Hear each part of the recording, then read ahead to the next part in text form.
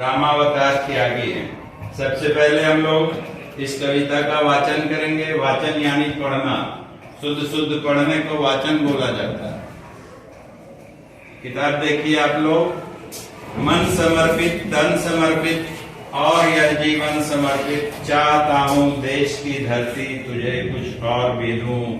माँ तुम्हारा ऋण बहुत है, मैं अकिंचन, किंतु इतना कर रहा फिर भी निवेदन। हाल में लाऊं सजाकर भाल जब भी, कर दया स्वीकार लेना यह समर्पण। मान अर्पित, प्राण अर्पित, रक्त का कण कण समर्पित, चाहता हूँ देश की धरती तुझे कुछ और भी दूं। मांझ दो तलवार को लगाओ न देरी, बांध दो कसकर कमर पर ढाल मेरी। जब युद्ध में जाते हैं उस समय का वर्णन है। मांझ दो तलवार को लगाओ न देरी, बांध दो कसकर कमर पर ढाल मेरी। भाल यानी ये माथा, भाल पर मल दो चरण की धूल थोड़ी, शीश पर आशीष की छाया गनेरी। प्रश्न स्वप्न अर्पित, प्रश्न अर्पित, आयु का क्षण क्षण समर्पित, चाहता हूँ देश की धरती तुझे कुछ और भी दूं। तोड़ता हूँ मोह का बंधन क्षमा दो, गांव मेरे द्वार घर आंगन क्षमा दो। आज सीधे हाथ में तलवार दे दो, दाहिना हाथ को सीधे हाथ होता है। आज सीधे हाथ में तलवार दे दो और बाएं हाथ में ध्वज को थमा दो। ध्वज यानी भारत का जो झंडा है, तिरंगा। और बाएं हाथ में ध्वज को थमा दो।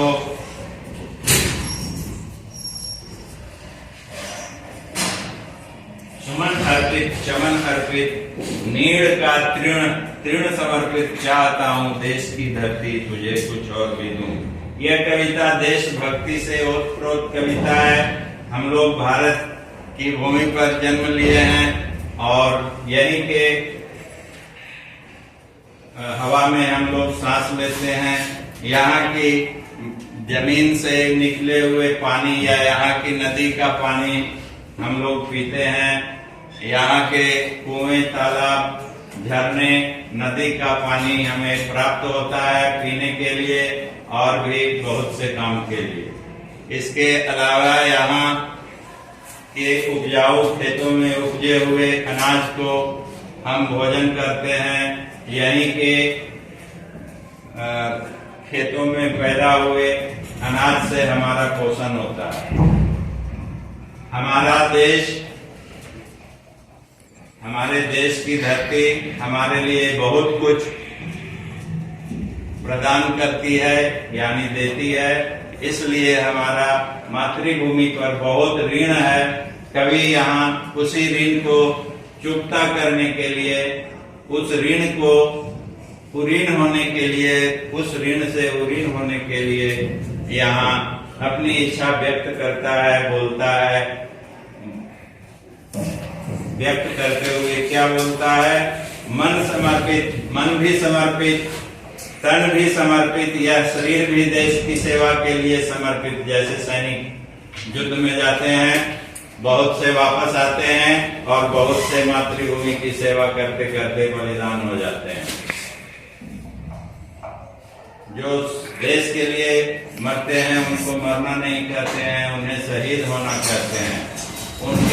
उनकी जीवन देश के लिए, उनका जीवन समर्पित हो जाता है। इसलिए देश के लिए मरना और देश के लिए अपने जीवन को समर्पित करना, देश के लिए अपने जीवन को समर्पित करना देशभक्ति का प्रतीक है।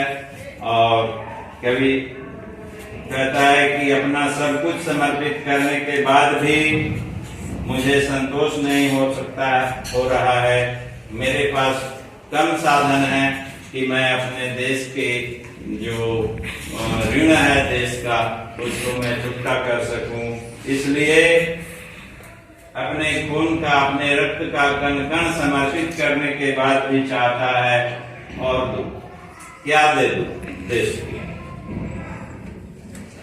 देश की सेवा के लिए इसमें इतना त्याग है कवि में।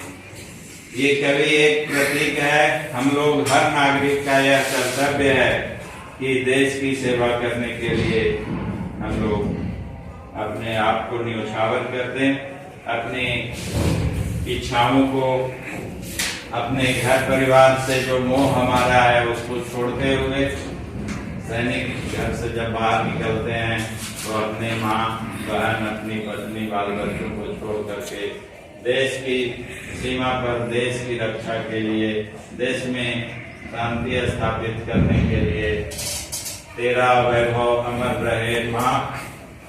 हमारे प्रधानमंत्री ने बार बार इसको लाल किले के मंच से बोला है कि तेरा वैभव, ये अटल बिहारी वाजपेयी हमारे प्रधानमंत्री थे, उनकी कविता की पंक्तियां हैं कि तेरा वैभव अमर रहे माँ, हम दिन चार रहे न रहे। यानी मातृभूमि अमर रहे, हमारा जीवन मातृभूमि की सेवा में चल जाए, हमारे जीवन के मूल्य के सामने का मूल्य कुछ नहीं है मातृभूमि के सामने।